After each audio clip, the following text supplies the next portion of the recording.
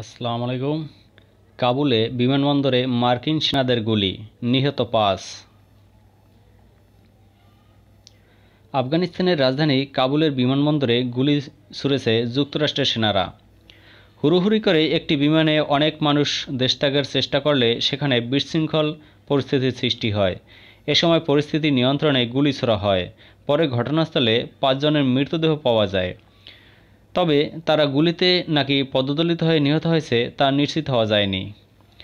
সোমবার হামিদ কারজাই আন্তর্জাতিক বিমানবন্দরের টারম্যাকের উপর দিয়ে শত শত বেসামরিক আফগানদের দৌড়দৌড়ি থামাতে ওই গুলি ছোড়া হয় বলে যুক্তরাষ্ট্রকে এক কর্মকর্তার বরাত দিয়ে জানিয়েছে রয়টার্স।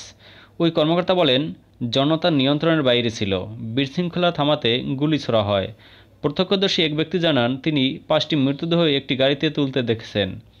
আরেকজন বলছেন, তারা গুলিতে নাকি ভিড়ের মধ্যে পড়ে নিহত হয়েছেন তা এখনও স্পষ্ট নয়। এ ব্যাপারে কর্তৃপক্ষের কোনো আনুষ্ঠানিক বক্তব্য পাওয়া যায়নি। তালেবান একের পর এক শহর দখলের পর রাজধানী কাবুল দখলের ঘোষণা দেওয়ার পর রোববার দেশ ছাড়ার চেষ্টায় শত শত আফগান ওই বিমানবন্দরটিতে জড়ো হন। টারম্যাকে থাকা কয়েক হাজার আফগান দেশ ছাড়ার প্রস্তুতি নেওয়া একটি উড়োজাহাজে ওঠার জন্য হুড়োহুড়ি শুরু করলে যুক্তরাষ্ট্রের সেনারা গুলি শুরু করে। সামাজিক যোগাযোগ মাধ্যমে ভিডিওতে লোকজনকে বিমানবন্দরটির রানওয়ে দিয়ে দৌড়দৌড়ি করতে ও ফ্লাইটে ওঠার চেষ্টা করতে দেখা গেছে। সাবেক মার্কিন প্রেসিডেন্ট ডোনাল্ড ট্রাম্পের আমলে আফগানিস্তান থেকে মার্কিন সেনা প্রত্যাহারের প্রক্রিয়া শুরু হয়েছিল। সেনা প্রত্যাহার করতে আফগান তালেবানের সঙ্গে চুক্তি সই হয় ওই সময়। তবে জো বাইডেন ক্ষমতায় এসে সেপ্টেম্বরের মধ্যে আফগানিস্তান থেকে মার্কিন সেনা প্রত্যাহার পুরোপুরি শেষ করার সময়সীমা নির্ধারণ করেন। সেনা প্রত্যাহার শুরু হয়েছে এরই মধ্যে।